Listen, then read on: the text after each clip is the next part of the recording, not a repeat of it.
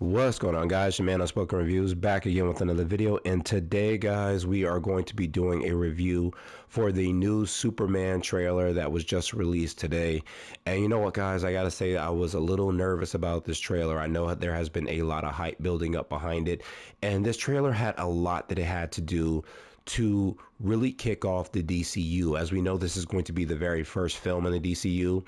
Creature Commandos has already started, and you guys can check out my review videos for that show. It's been an awesome show, but it has mostly been a show about world building, and we're finally going to get our first chance to step into this world. Well, our second chance to step into this world by film standards with the new Superman film coming out July 11th, 2025. All right, guys, there's been a lot of expectations for this film. A lot of people have not been excited about it. We know a lot of people really love the Henry Cavill's rendition of Superman. A lot of people really loved Cavill, really loved having him there. We were really heartbroken when we had to realize that he no longer would be Superman anymore, and we realized the DCEU would come to its end. The DCEU was not moving in the proper trajectory. A lot of fans were really upset with the way that, WB really kind of screwed the pooch and really ruined the film for everyone. People have really been trying to get behind seeing it come back alive again. I know rumors have been that Zack Snyder's going to start it back in Netflix, but nothing really been conveyed yet about that. Let me know if you guys know about that in the comments. Yeah, James Gunn has really been a treasure among comic book fans, and when we found out he'd be heading up the new DCU, many fans, including myself, were excited about this. He's done a great job with everything from Guardians of the Galaxy, even the Suicide Squad. Even though that film was not well received, it was a really good, a better point to what we would see with the DCU. And now that we know that things like Creature Commandos, Peacemaker season 1 and 2 will be involved in, I think even Blue Beetle as well will be kicking off this universe as well. But Superman is going to be our first induction into this universe, and Cornswood had a lot to really build up to. I've seen the behind the scene photos. You guys can check out my videos for that as well. And I know a lot of people were not happy with Cornsweet. They're not happy with the suit. They're not happy having so many different heroes in the movie. But I'm okay with that, because as far as we know at this point, this universe has already been built. Superman has already been active. So the way that his character, the way this universe is already established in a certain way is to be expected. And I'm perfectly fine with that. All right, guys, so the trailer kind of starts with Superman. It looks like he's kind of gotten his ass beat, and he's in the snow with a bunch of battered up bruises, and we know that doesn't come easy with Supes. He's mostly invulnerable unless to an enemy who is strong enough or with kryptonite, and it looks like he's taken somewhat of a beating, probably due to his clone that Lex Luthor does create, or perhaps something that Argus does make. I'm not exactly sure. Or he's been beaten by kryptonite in some kind of way. And we do get our first shot of Clark as he is just in his regular, his alter ego is Clark Kent, and you see him just kind of walking through a crowd, and you kind of see that bumbling aspect. And I did kind of review this in the behind the scene photos of exactly the way that Clark Kent should look, and that you shouldn't be able to tell the distinction between him and Superman, and that's really felt here. You see him kind of bumbling through the crowd trying to get into the Daily Planet, and you see he kind of has that frumpy hairstyle that people were not happy about. But to me, that's exactly the way I think Clark Kent should look. He should not look like a guy you should be able to pick out of a lineup between Superman and Clark Kent. That's impossible. You should not be able to tell the difference between the two. But we do see that he's in the Daily Planet, and we do get our first shot of Lois Lane, and she is kind of looking a little suspect with Clark. She is kind of wondering exactly who he is and the funniness about him. But as we do know, it's him being Superman. He's always going to be kind of where the action is, and Clark Kent and Superman are not going to be in the same place at the same time. So it looks like Lois is kind of starting to figure that out with this rendition of Clark Kent. I'm not exactly sure if she exactly knows by the end of the trailer. It seems like that's going to kind of change a little bit towards the end of the film, but it seems like she is a little suspect of him at this time. The next shot is at the Kent farm. We see Clark is kind of consoling a sad Pa Kent, and I'm not exactly sure if we find out that he's dying at this point in time. I know in some iterations of Superman he lives, other iterations of Superman he does die. I'm not exactly sure what they're going with this one. I don't know if maybe something happened to Martha Kent. I'm not exactly sure, but I have always loved the way the Kents have influenced Clark, the way they have raised him. As we know, since he's crash landed on Earth, Pa and Ma Kent have taken good care of him. They have raised him to be a good man, and they are the reason why he is a good man. We do know that Kryptonian inside of him is what makes him super, but the way that gives him that very humane man part of him is due to the upbringing of both Martha and Jonathan Kent. They really raised him to be just a good person with good morals and values, and that's what helps him become the Superman that brings that kindness and that humbleness and that hope to the world. So I'm hoping to see that type of connection between the two of them. We see that that really is a strong connection as he tries to console him through some kind of very sad moment. So we see as Superman is in the snow, we cut back to him and he whistles. And as soon as he started whistling, I know exactly who he was whistling for. As we know, Krypto does show up. And Krypto's CGI just kind of looks a little nah, but we know this is just the trailer. And you see he kind of asked him to take him home. I wasn't exactly sure if I wanted Krypto in this film. James Gunn thought it was a good idea. I guess I'm fine with it. I wonder if we're going to get an origin for him. I'm not exactly sure if they're going to go back and say where he got his powers from. I don't know if they're going to really get into the origins of that. I don't know much about Krypto, so it would be pretty cool if we got that in the film. If we don't, it's something I have no problem researching. But it looks like he tells Krypto to take him home, and he does grab him by the cape and starts to drag him through the snow. We know Krypto has a lot of the Kryptonian DNA in him, the same as Superman. So I don't know if he means take me home to the farm or take me home to the Fortress of Solitude. I'm not exactly sure. They are in the middle of the Arctic. It would make sense if he was to drag him to the fortress as opposed to the Kent farm. So we do also get another shot of Clark just saving someone, and that's something that I was hoping we'd see in a Superman film. It's something that is supposed to be seen. Sometimes in superhero movies, we don't get very much of the superhero saving people. It doesn't really happen that often in superhero films or in television shows. It's just recently starting to become a trope that we're finally starting to see, but in the beginning phases, we don't really see that as much. We just see them just fighting bad guys. And I'm glad we kind of see Superman really being that beacon, being that superhero that people need him to be. I think that was pretty cool. And after that, we get our next shot, and after that, we get our first shot of Nicholas Hoult as Lex Luthor. I gotta say, he really looks the part. He really does have that type of spiteful man. You can kind of tell that he really does not like Superman. I think there's a shot of him flying by LexCorp, and you just see him just look so disappointed as Superman. We know that Lex Luthor has never liked Superman. He kind of views him as a blight on the world, and I think it's just kind of his own inadequacies as he can't really match up to someone of such power, and he's always trying to make it his point of showing the world that Superman is a danger to the human population. And it looks like that's something that he's probably going to do to prove to the world that we don't need Superman.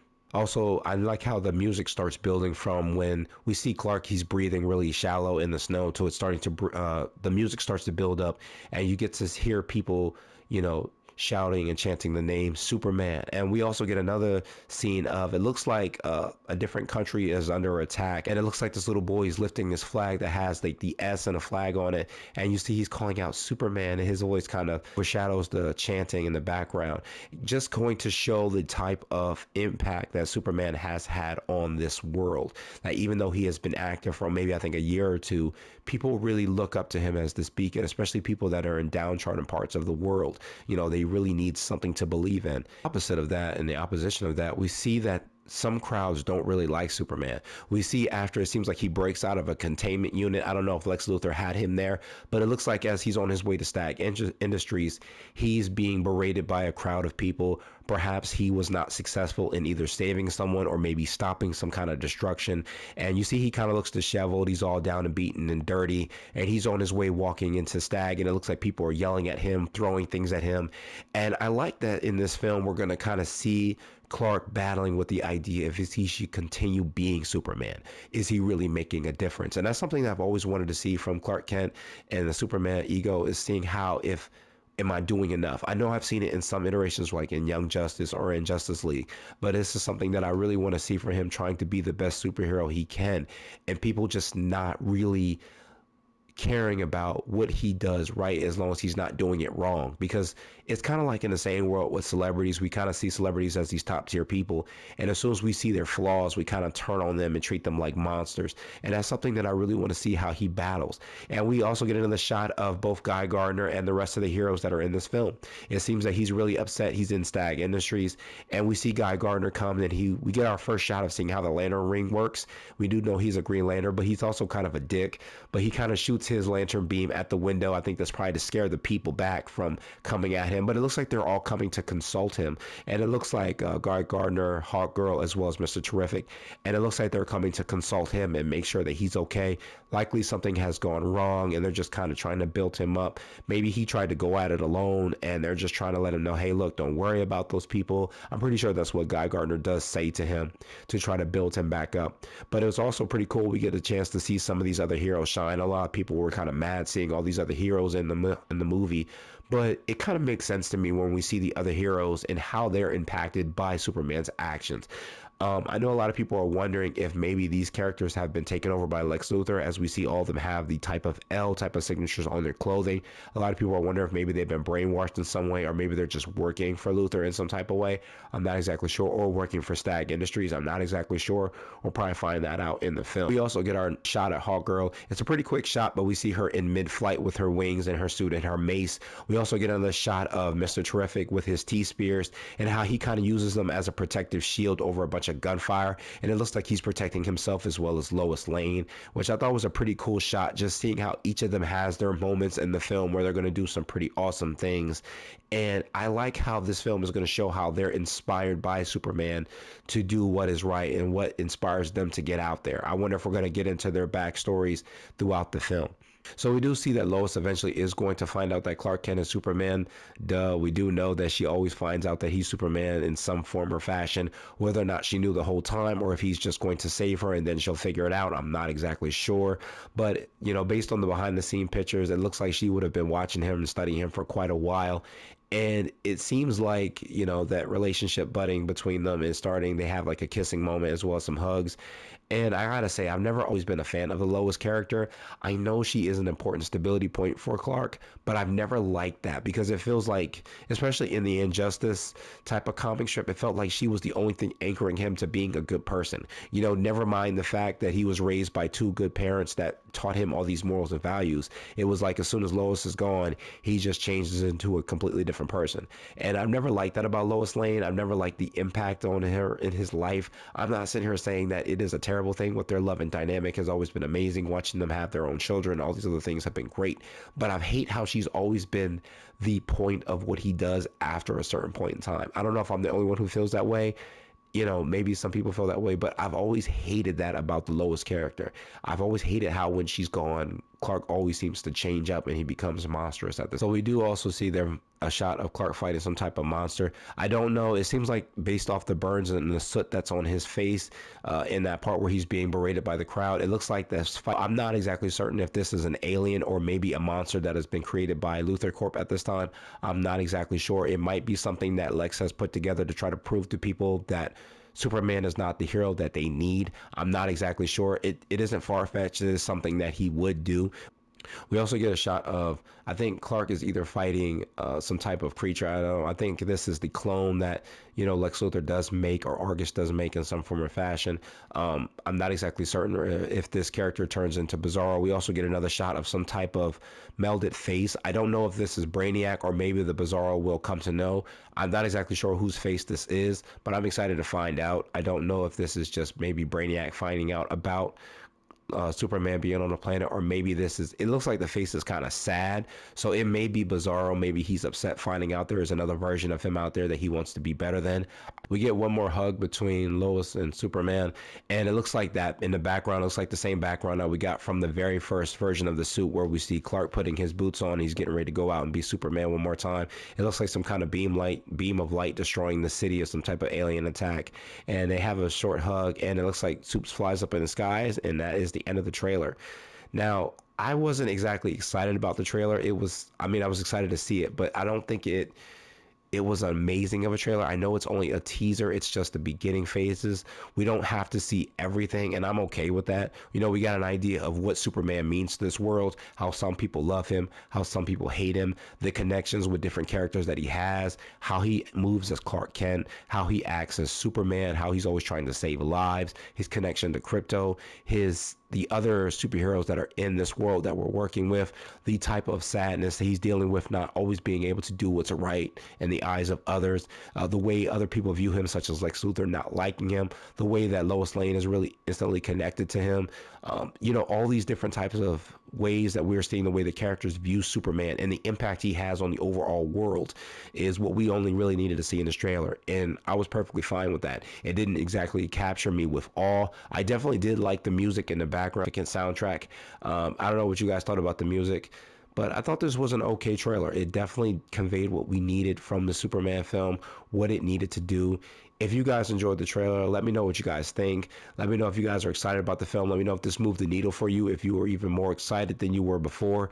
This film has a lot that it has to do, guys. It has a lot that it has to do. It really has to prove a point of bringing Corn Sweat in and setting this Superman as being that beacon of hope that all the superheroes need to want to be like him, because we know all the other heroes have their motivation, but it is Superman that makes them all want to be the best that they possibly can be. But that was my review of the trailer, guys. Let me know what you guys thought, and I will see you guys in the next one. Later.